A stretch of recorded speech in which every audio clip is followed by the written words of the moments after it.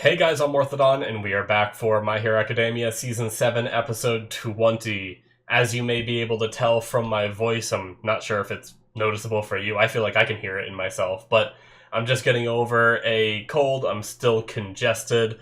Luckily, it didn't impact me as much as it could have. I was helping out some family members who were so sick they couldn't even move, and I'm pretty sure that's how I ended up catching it.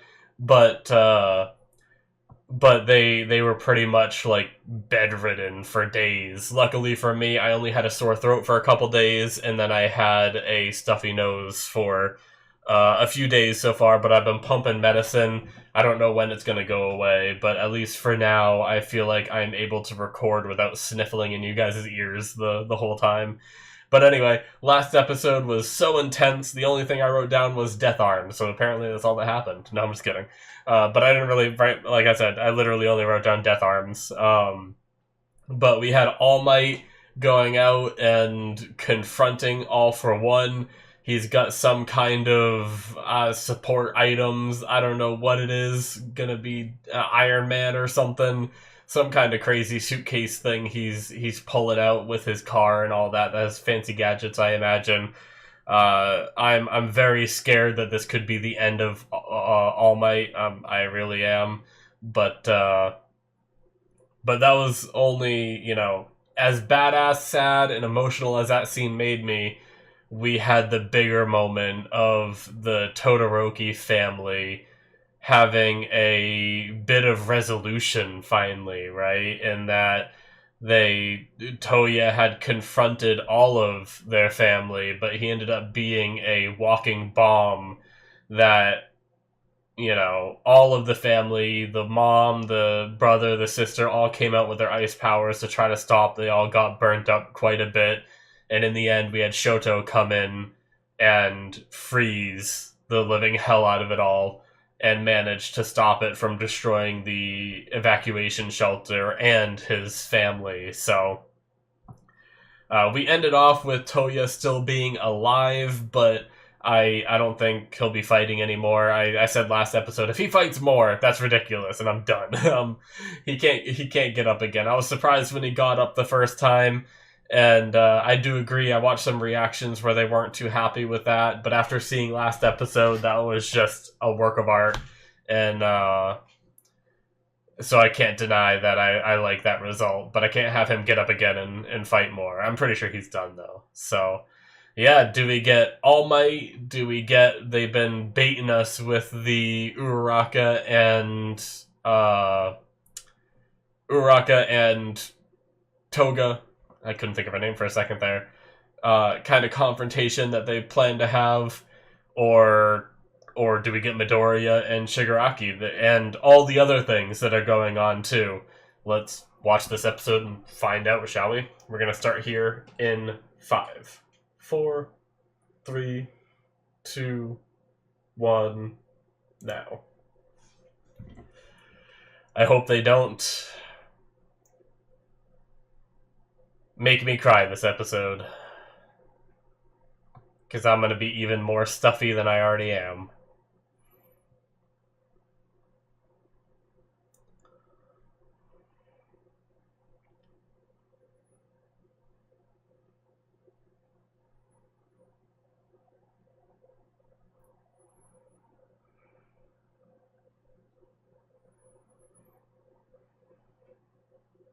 Yeah.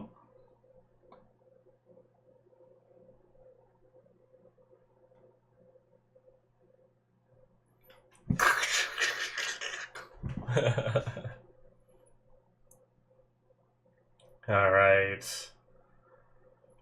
Opening time. Why not?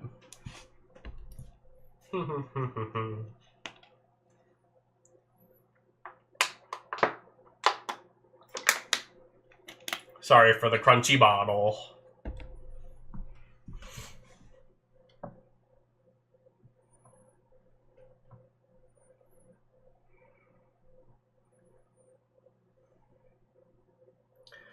Oh, man. They do have that stuff in the opening. I think it was scenes from Season 3, but it's still hinting at that confrontation.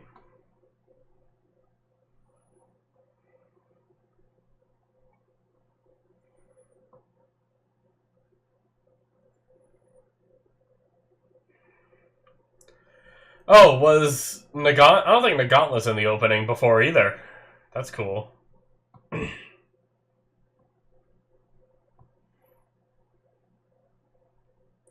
I wonder what she replaced. Yep, that scene of Toya exploding.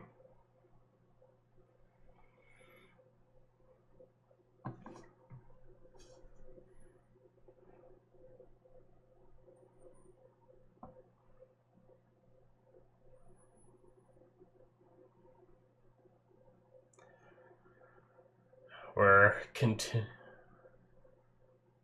Oh.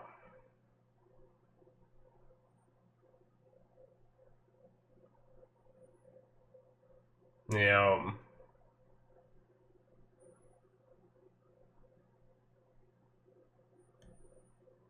Hmm. You used his real name. Interesting. Oh no, what happened? Oh no! We just off screen had them all be grabbed? It's not good. Oh, a girl's ego. Gee. Are we finally getting it? Let's go.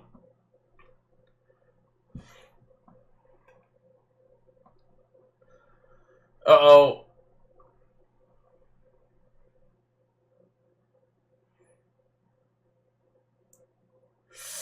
Shit. Yeah.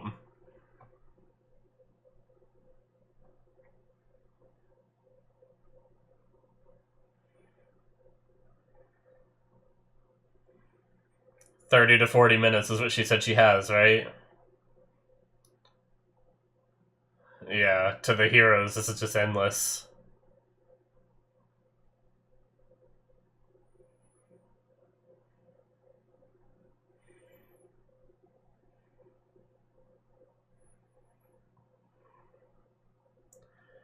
Damn, Hawks is still standing there with his weapon, even without his quirk. Oh shit. She's breaking out. At least trying to.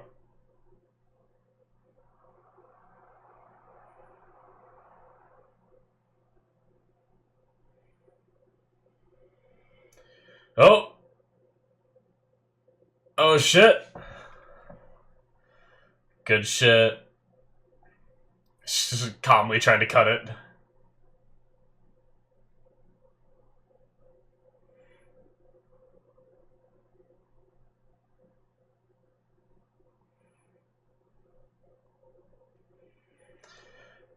Alright, let's have this talk.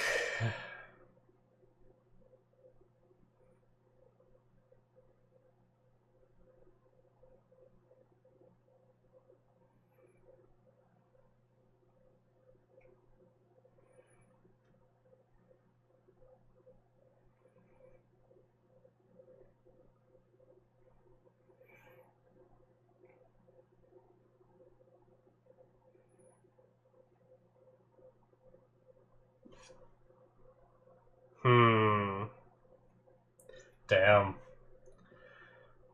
Yeah, so it's just...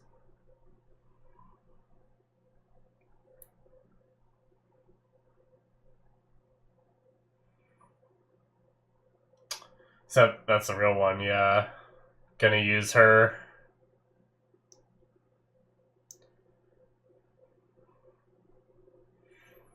Yeah, she was like... Well, it was a drug to attract the Nomu, right? Not a drug that would stop her from moving, I guess.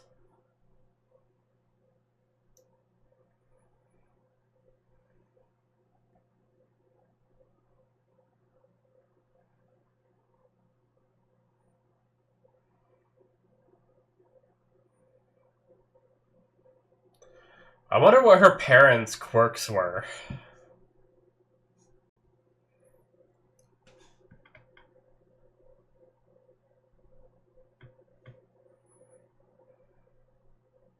and make you normal.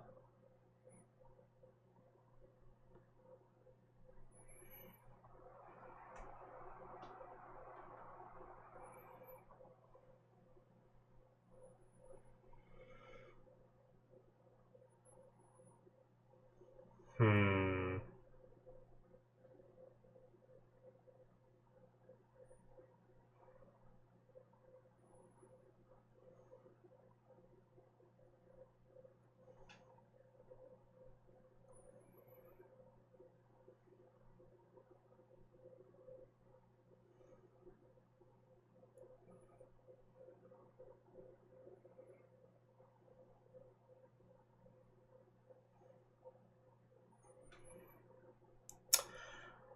Jeez.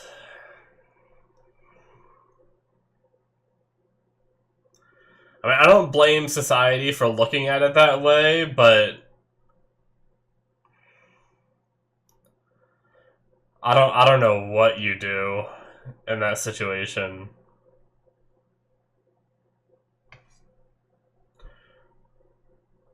Oh shit.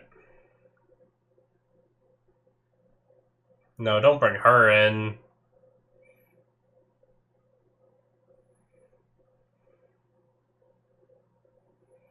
Oh, nice. Pulled her away before she could cut too deep. Oh, nice. Kamui Woods? I don't think we've ever seen his hair. It's just leaves. Oh shit.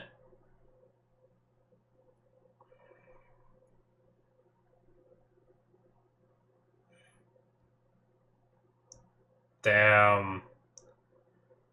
That's not good.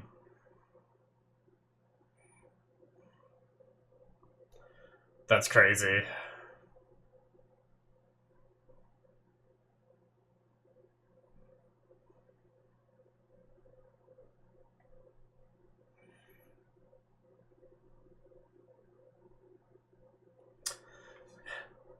Like, Shigaraki's, like, hand-arm things just, like, going everywhere, but just a bunch of twices.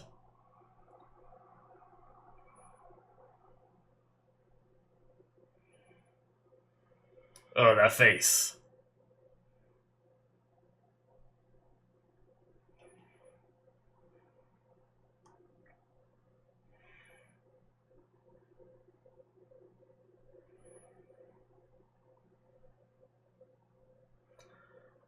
Jeez, so many.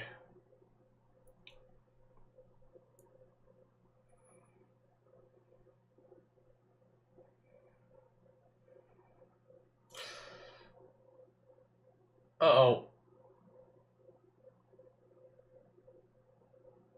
Oh, that's a stomach wound. Dude, that's not good, man. A cut to the stomach is not good. Depending on where that hit. Oh! Holy shit.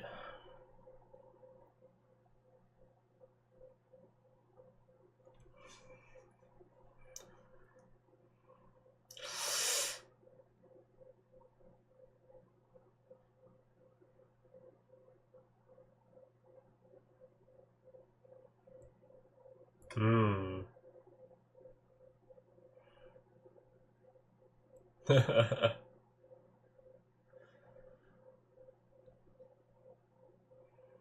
Choo choo, Pikachu.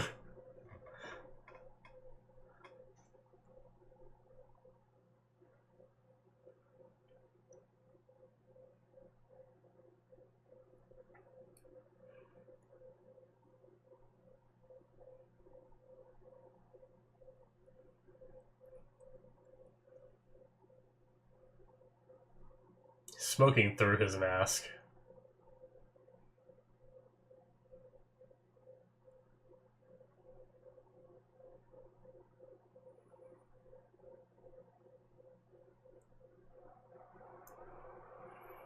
Hmm.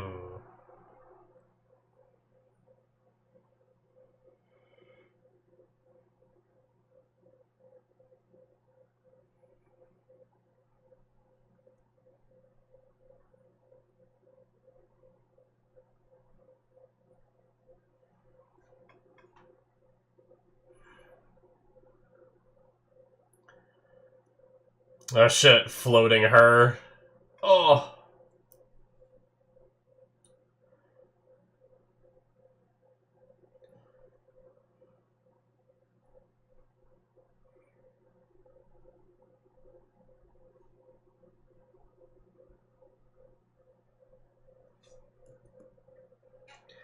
She can't move around as freely now that she's floating.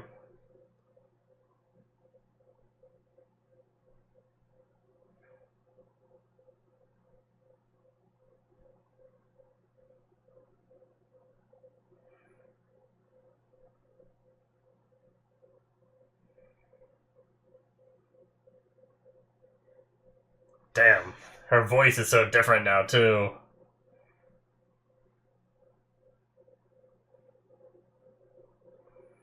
Jeez, Sad Man's Legion.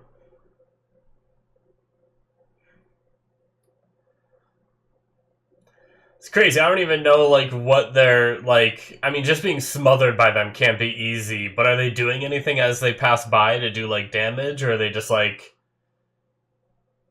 It's just like walking through a thick crowd.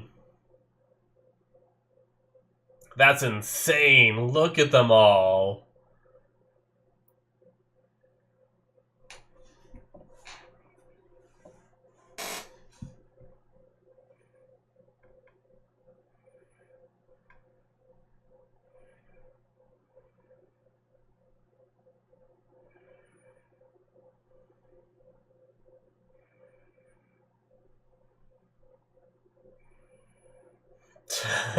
It's a pretty scary thought. Oh, gunhead martial arts! And she stabbed while doing it.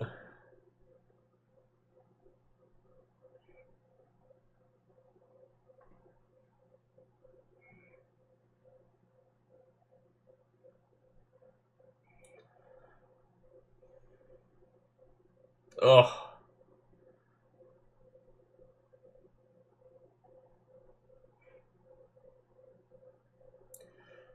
Yeah, she's floating a bunch of people, right? She's hitting her limits. It's not blood that's coming up. She used to throw up when she overused her power, right? I think that's what's happening.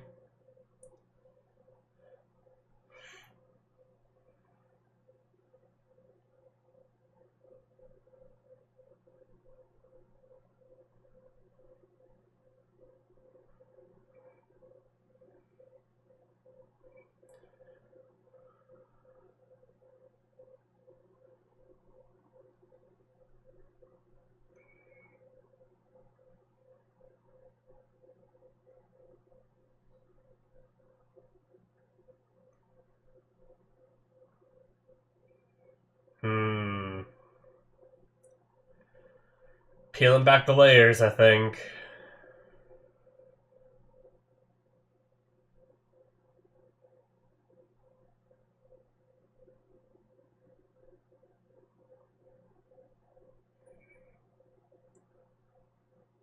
Can't believe she's still moving like she is.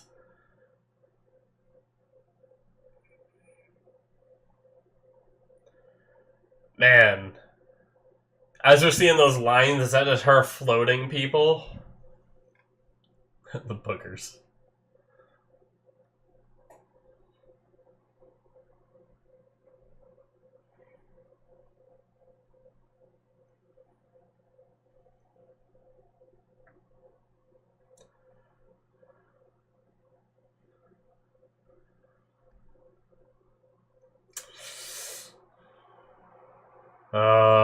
Everyone telling her that, yeah, Uraraka's saying the opposite of what everyone said. Oh shit! Oh shit, did it just chain off? Holy shit, is it chaining off of everyone?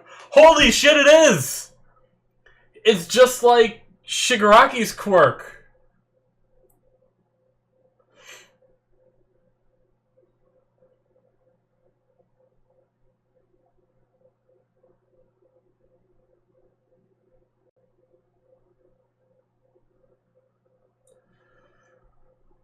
No.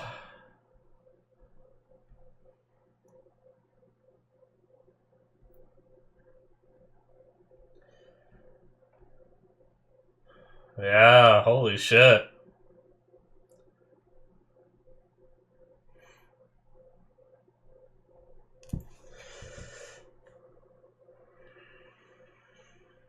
How can they even tell what's happening? But I guess they can. It's getting me emotional, man. Oh, sorry, I'm getting sniffly. Wait, the doubles are.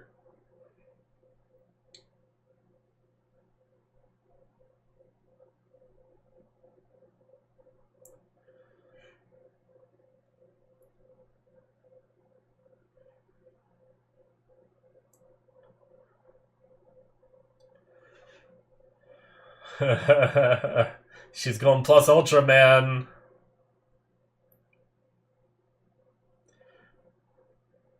Oh shit. Yeah, that stomach wound is not good.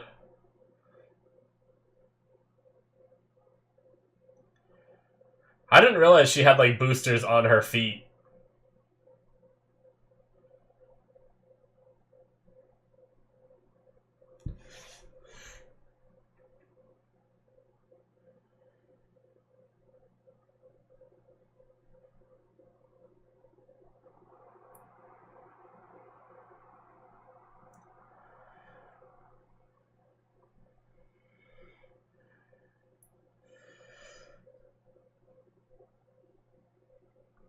No.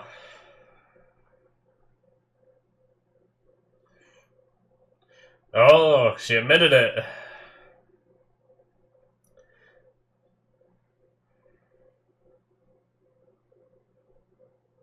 Oh.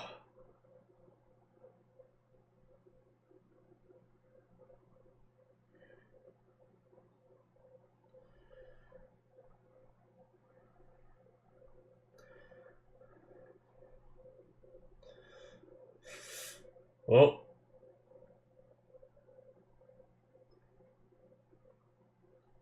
Ooh. Whoa. Holy shit, that visual. Damn. And just still a little kid. Wow. She could have done it right there, right? Right over her heart.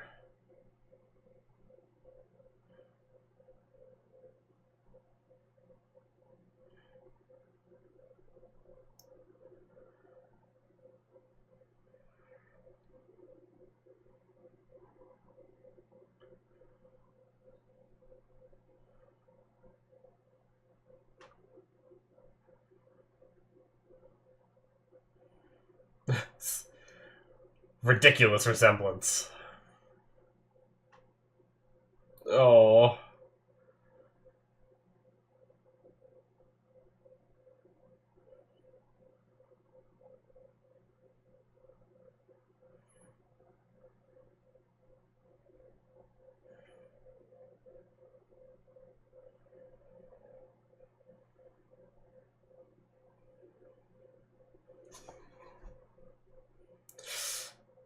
Oh.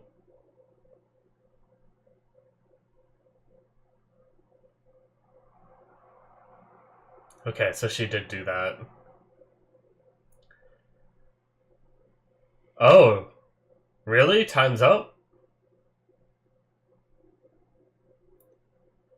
Damn, I didn't think it'd been that long.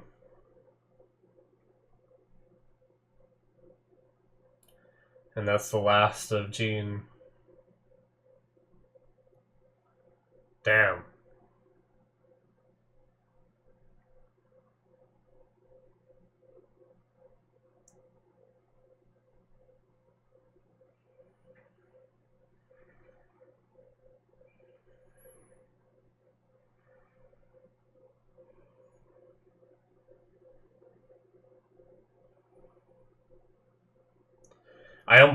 I'll talk about discussion.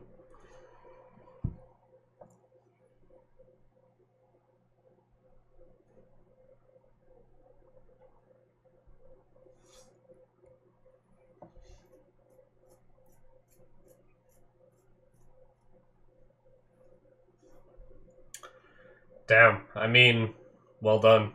I had a feeling it was going to go this way, but Whew. All right. Yeah, I had a feeling it was gonna go that way with having it be more of a. I mean, they did fight. It was incredible what Uraraka did in those moments, even after being stabbed the way she was. But but it did end up coming down to a conversation, which is what it should have been. I thought that was handled pretty well. It was, I mean, it was basically Uraraka giving Toga everything she hasn't had.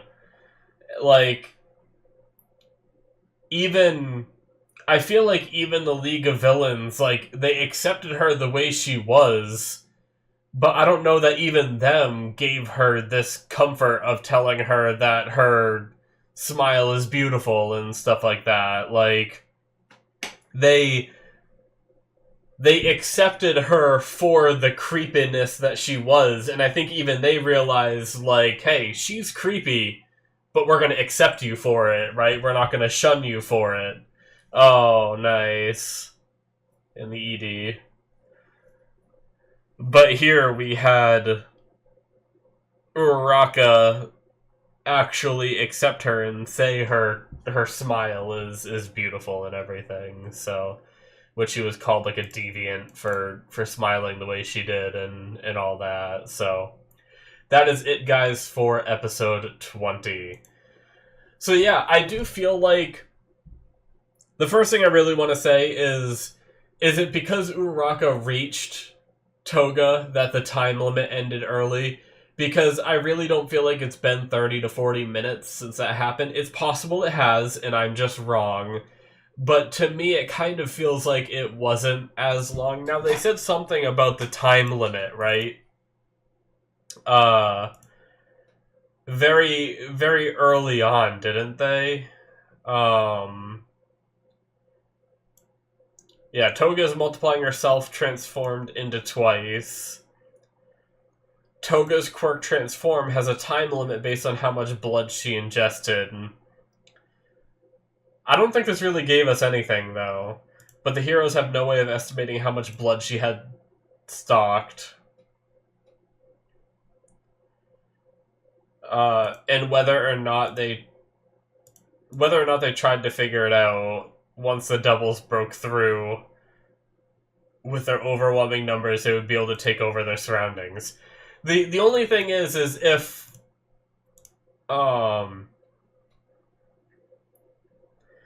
that was truly, I mean, we did see it heading towards a lot of people that were wounded, right? There's a chance that they would have, if it wasn't for the interception. The only thing is it felt like up until the very, very end, the very last moment, it was still expanding until they started floating. And when they started floating, it only felt like a minute or two, right? Like maybe slightly longer than a minute or two. So I guess my point is if it wasn't for, if the time limit wasn't reduced because of what Uraraka did, then it felt like it was going to expire on its own before it really did too much damage anyway. But maybe next episode they'll come back and say, like, Toga will be, I don't know, I almost wish there was a line here where Toga was like, Jean's leaving me, but it's only been 20 minutes or something. Like, she's been worn down because of, like, her mental state or whatever. She just can't sustain it anymore, right? But maybe they'll come back next episode with something like that.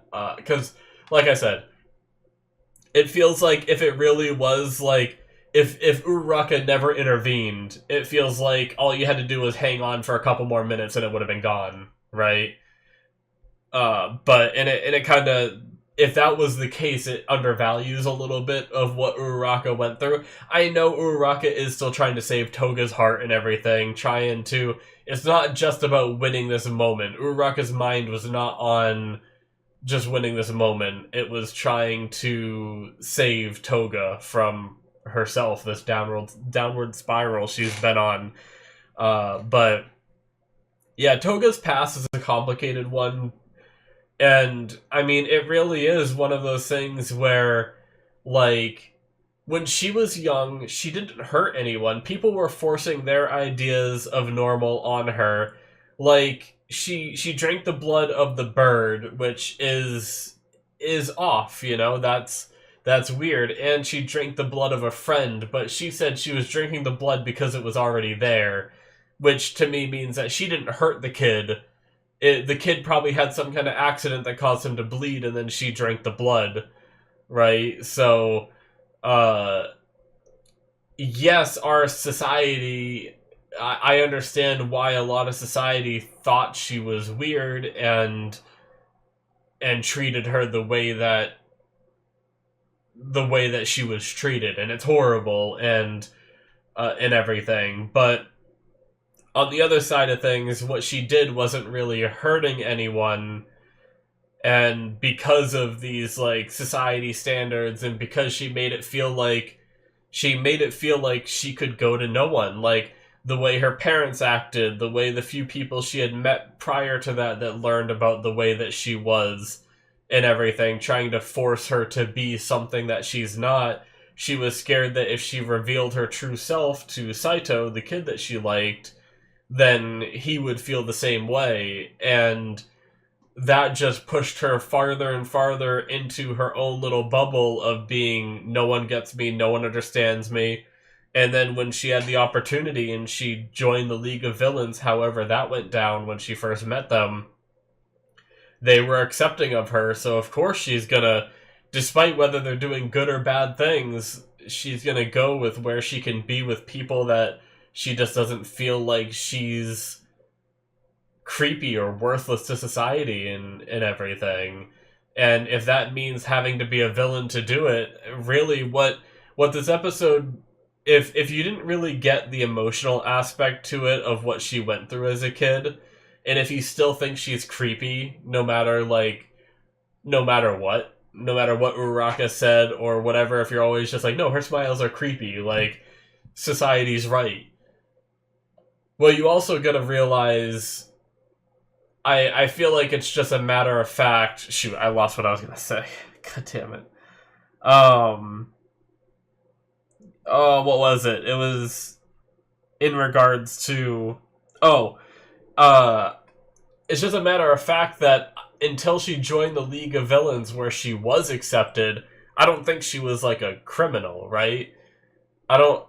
There was one flashback a while ago that I felt like maybe hinted that she might have stabbed someone and drank their blood, which might have been like right on her verge of like joining the League of Villains. I'm not 100% sure. If that's the case, then yes, she committed a crime and all that. But really, she was just a scared, lonely girl who got accepted by the wrong people. So it's not like she entered the League. And right here, where she started to use her quirk to have more murderous intent after the death of Jean, and the downward spiral she's continued by being around these people committing crimes. Now she's starting to really go around. I guess they did say she killed a bunch of. There was her very first introduction when the people were flocking to the League of Villains. I believe there was like a lot of unexplained deaths due to blood loss that were pinned on her. I do vaguely remember that now. So she had killed people maybe right about the time that she was joining the League of Villains. So assuming they were unexplained deaths and assumed to be on her, maybe it wasn't her, right? Like I don't think there was anything ever proof that she did just go around murdering people, but maybe she did.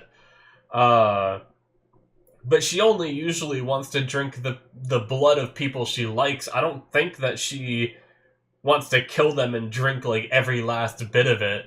So I don't know. It's complicated. I feel like I still don't know quite enough about Toga to know, like, has she committed a lot of heinous crimes where she should be locked away for a very long time? Or has she just been hanging around people who have been committing crimes? You know, like, the whole time that she's been in the story for us, she's never killed anyone, right? She stabbed Rocklock, but he's still alive.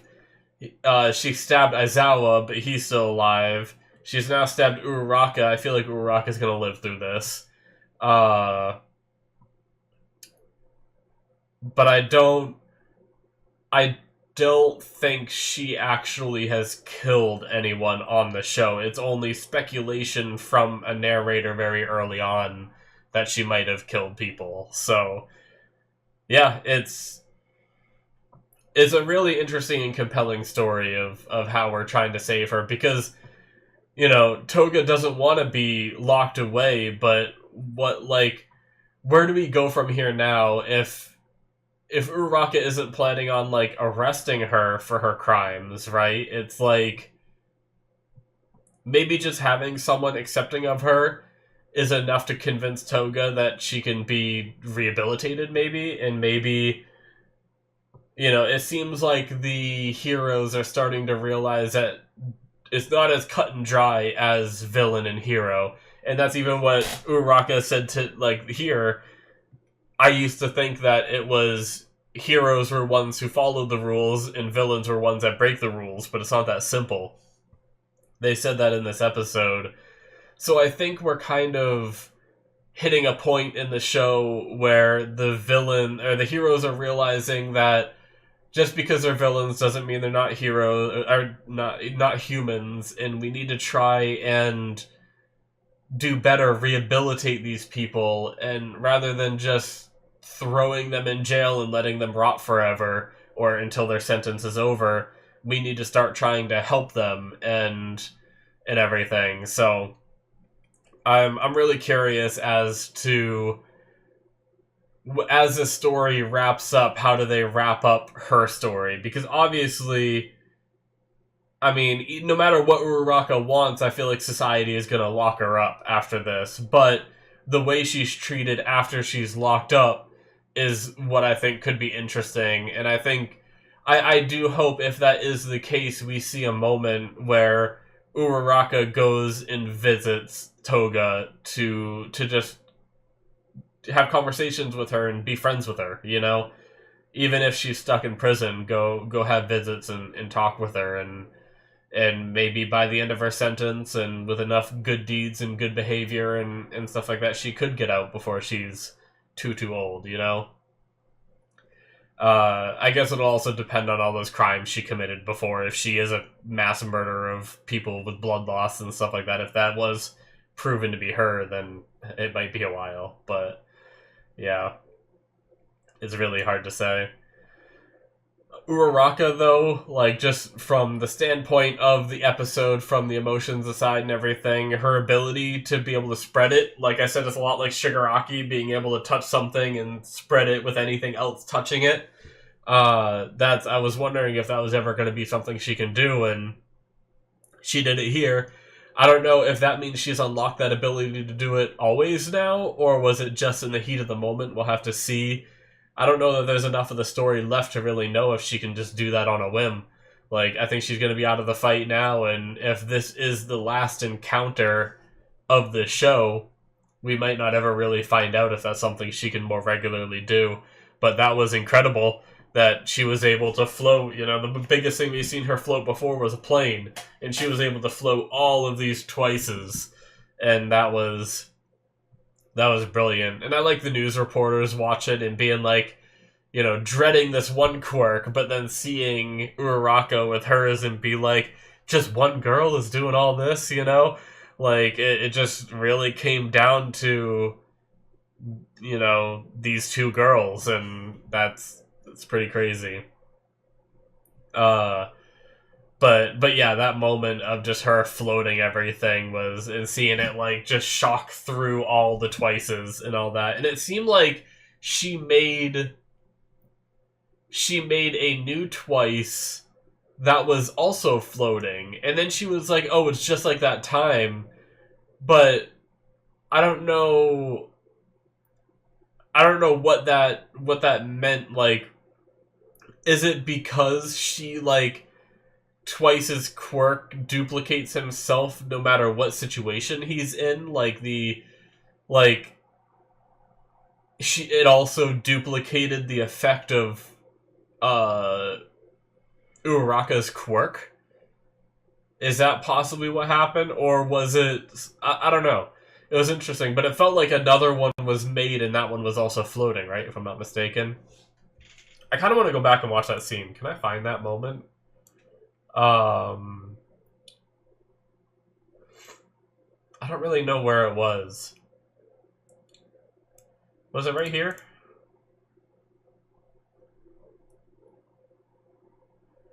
No, that's just them saying they're floating.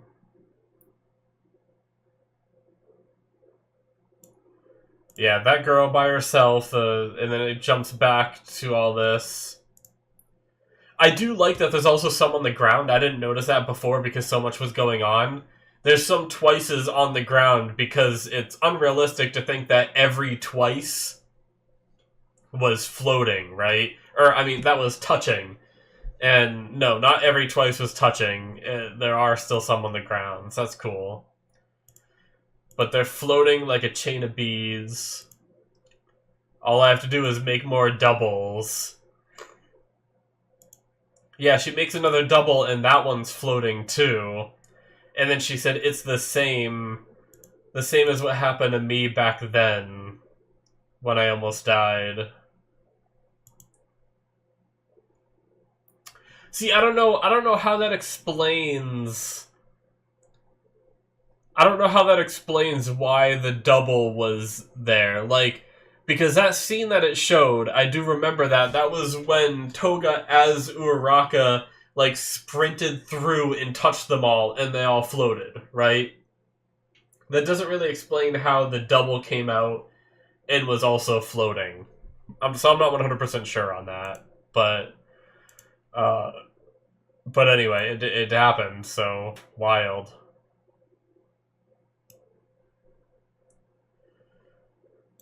But yeah, I want to talk a little bit about the young versions of them. The show does a really good job of making me super emotional by just showing the young versions of these. You know, I mean, essentially, they're still kids, you know? Toga, too.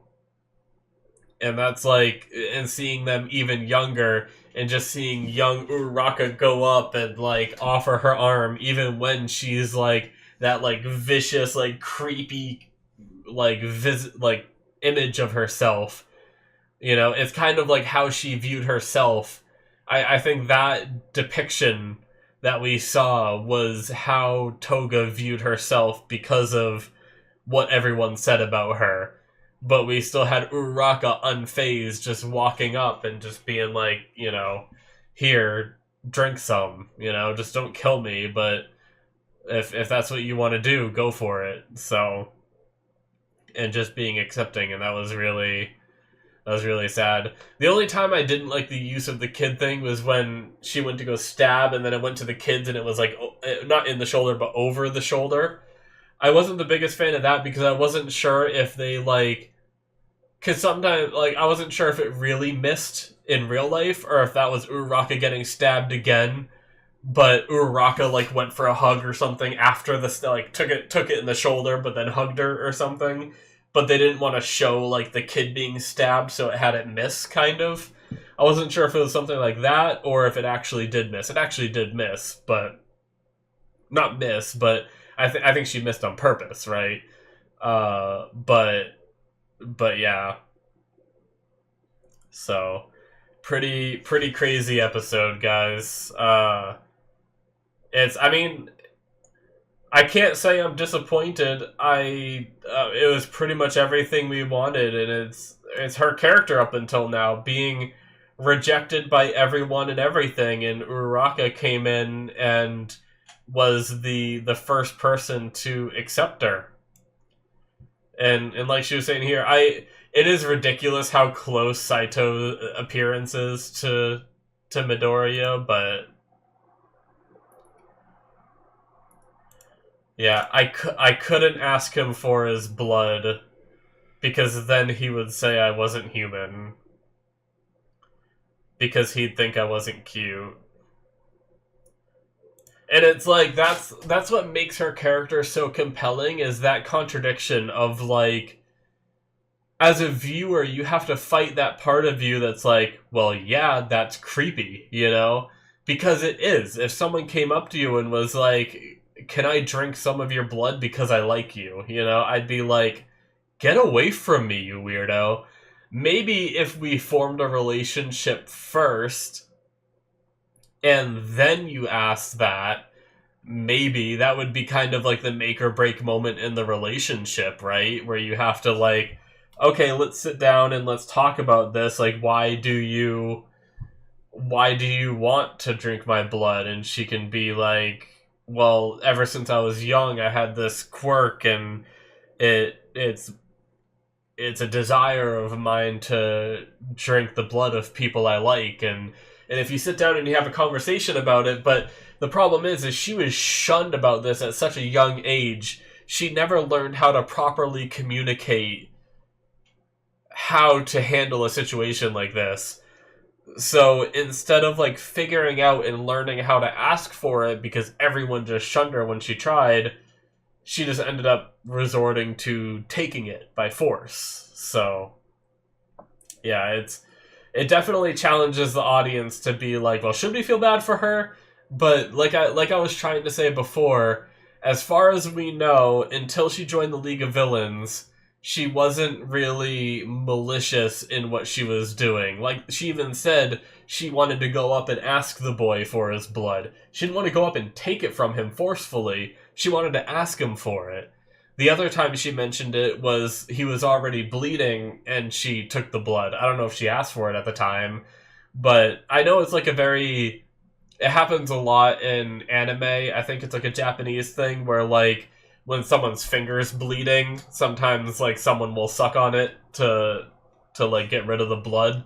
I've seen that a lot, and not like it's not supposed to be like a fan service like sexual thing or anything like that. It's just like something I've seen happen in several anime. So I don't know if that's part of Japanese culture at all or what, but um the probably the biggest reference that most people would know is Gaara did it with his when he was a very young child. There was a flashback in Naruto where Gaara like drank the blood off of the finger of like his mentor or like teacher kind of person in his life. I think it was actually his that would have been his uncle, I think, because it was his I think it was his sister that gave birth to Gaara, if I'm not mistaken.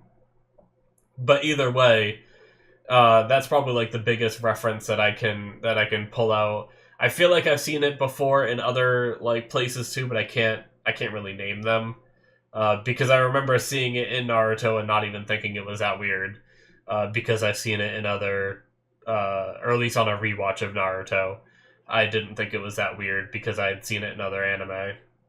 So, but that being said, it could have been a situation like that. Like the kid just had like a blood on his finger or something, and she drank it a little bit. But anyway, yeah, definitely an interesting episode, and I like the way that it's one of those things that kind of like the heteromorphs, where we're during this battle we're tackling how society treats some of these people, whether they are villains, whether they're not villains, whether they've been imprisoned and we just start to ignore them, but we, because there are some good ones like Nagant and in Gentle Criminal and La Brava and stuff like that, maybe we shouldn't just neglect them and stuff like that. It's, I like that this story is about essentially saving people in like the gist of it. So, and we're building up to the big save, which is somehow going to be Shigaraki, which is definitely going to be one of the hardest ones, right? Especially if they wanted to try to take an approach like this. It's like, really, he turned in the way he was because there wasn't anyone there for him when he needed it when he was younger. It's like, I don't know how we break through that.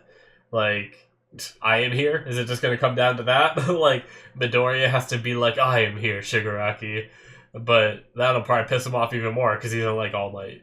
So, I don't know. I don't know how we're going to break through that one, but I do think we're gonna have like a crazy ass fight, but then we're gonna have a conversation kind of like here and maybe get through to him. We'll see. But anyway, that's gonna be it for me. Crazy episode. Very